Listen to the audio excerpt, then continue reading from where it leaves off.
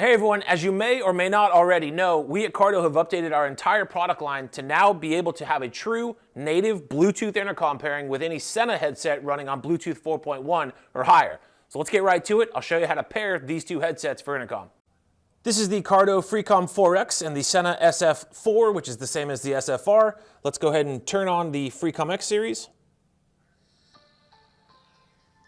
And we'll turn on the SF4.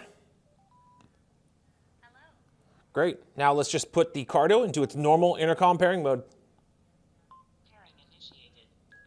On the SF4, press and hold the center button Rider A pairing. for its native intercom pairing.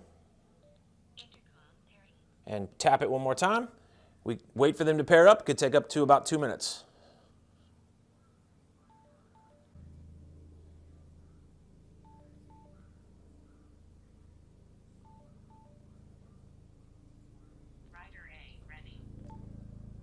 Great, I see the double blue flashing lights, and I can already hear the intercom. So we can close the intercom from the Cardo side.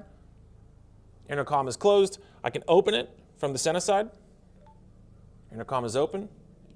Close it from the Sena side. Intercom is now closed. And of course, just tapping the intercom button on the Cardo would activate it again. These two intercoms are paired up and good to go. We know that that's been one of the most requested features.